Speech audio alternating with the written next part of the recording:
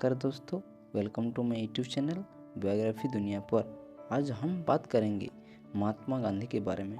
आप लोगों को तो पता होगा महात्मा गांधी कौन है, वो जिसे हम बाबूजी के नाम से ज़्यादा जानते हैं। आज हम एक आज़ाद भारत में सांस ले पाते हैं क्योंकि हमारे देश को 1947 15 अगस्त को आज़ादी मिली थी।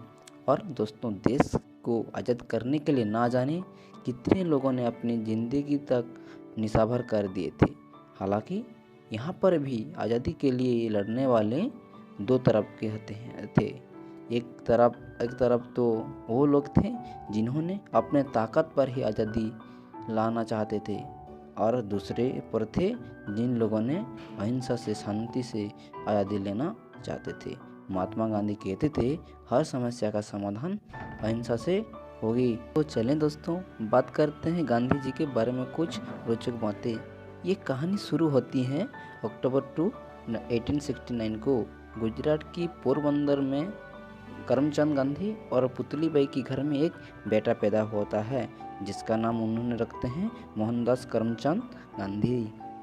गांधी का तो जन्म पोरबंदर में हुआ था, पर उन्होंने बड़े हुए थे राजघाट पर, और उनके स्कूलिंग स्टार्ट हुआ था राजघाट पर, क्योंकि उनके फैमिली ने कुछ सालों बाद जन्म के गांधी जी का उन्होंने राजघाट को शिफ्ट हो गए थे, और गांधी जी का स्कूल वहाँ से स्टार्ट हुआ था। जब 9 साल की गांधी जब स्कूल जाते थे तो बहुत शर्मिला टाइप के थे, और वो बचपन से ही किताबों को अपनी दोस्त समझते थे। आगे चलकर वो 13 साल के उम्र में उनसे एक साल की बड़ी लड़की से शादी कर ली जिनके नाम कस्तूरबा थे। आगे चलकर गांधी जी जब 15 साल के थे तब गांधी जी के पिता का निधन हो गया था। उसे 1 साल बाद गांधी जी की एक संतान हुई थी। हालांकि दुर्भाग्य से उनका मौत हो गई थी, और इस तरफ गांधी जी के ऊपर मानो दुखों का पहाड़ टूट पड़ा था। जैसे तैसे करके गांधी जी खुद को संभाले और 1987 को अपना हाई स्कूल अहमदाबाद से ख़त्म किए।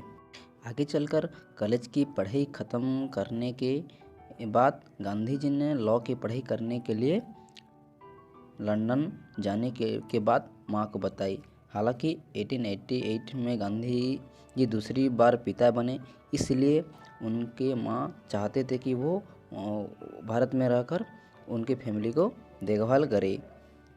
लेकिन जैसे तैसे करके वो गांधी जी उनके माँ को मना लिए, और फिर 4 सितंबर 1880 को लंदन के लिए रवाना हुए, और वो 1891 को पढ़ाई पूरी करके अपने वतन भारत लौट आए थे। हालांकि विदेश से पढ़ाई करने के बाद भी उनको नौकरी के लिए बहुत भागा दौड़ी करना पड़ा था। 1893 पे दादा अब्दुल्ला की कंपनी पे उनके जॉब मिला और वो इसलिए साउथ अफ्रीका चले गए। साउथ अफ्रीका में बिताए जाने वाले साल गांधी जी के बहुत कठिन से गुजरा था। हालांकि उन्हीं भेदभाव ने ही उन्हें इतनी सक्षम बना दिया था कि वो लड़ने के लिए पूरी तरह से तैयार कर दिया था। गांधी जी को साउथ अफ्रीका के 1 साल के लिए बुलाया गया था, लेकिन वो वहाँ पे रहने वाले भारतीयों की तरफ से सरकार के विरुद्ध 20 साल तक लड़ते रहे।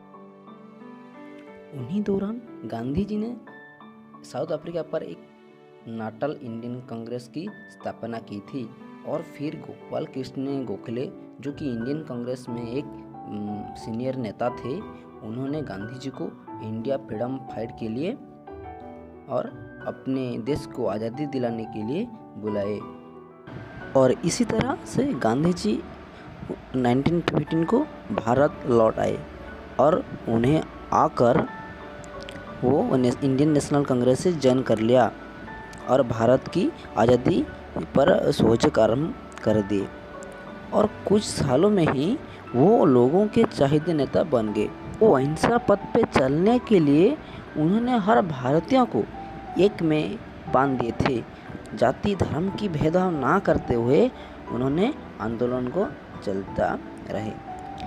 1922 में वो असहयोग आंदोलन को बुलावा दिया था। इसी दौरान वो कितनी बार जेल गए थे।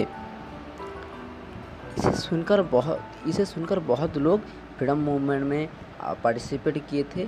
फिर आगे चलकर 1930 मार्च में दांडी यात्रा का अंजाम दिया गया, जिसने कि 60,000 लोगों को गिरफ्तारी हुई थी।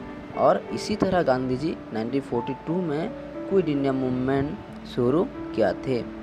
और इसी दौरान गांधी जी की बहुत बार गिरफ्तारी भी हुई थी। लेकिन दोस्तों, महात्मा गांधी के द्वारा लगाए गए इस चिंगारी से आग की तरह सारा भारत में फैल गया और वो इसी कारण अंग्रेज़ों को भारत छोड़ने को मजबूर कर दिए थे। 15 अगस्त 1947 को बहुत सारे हजारों क्रांतिकारियों के साथ मिलकर गांधी जी ने भारत को आज़ादी दिलाई थे। हालांकि तब आज़ादी का जश्न चल ही रहा था।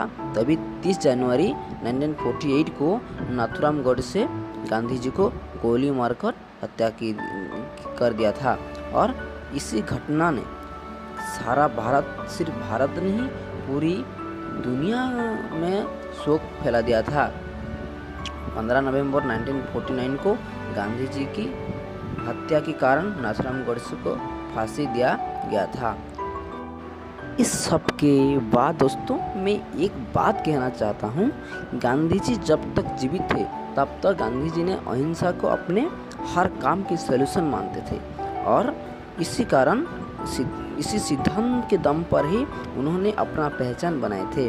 हालांकि वो अभी हमारे बीच नहीं है, फिर भी दुनिया उनको और उनके सिद्धांतों को अभी भी पूरी दुनिया मानती है। उम्मीद करता हूँ दोस्त, गांधी जी की ये बायोग्राफी आपको पसंद आया होगा। Thank you so much for watching my video patiently. Thank you.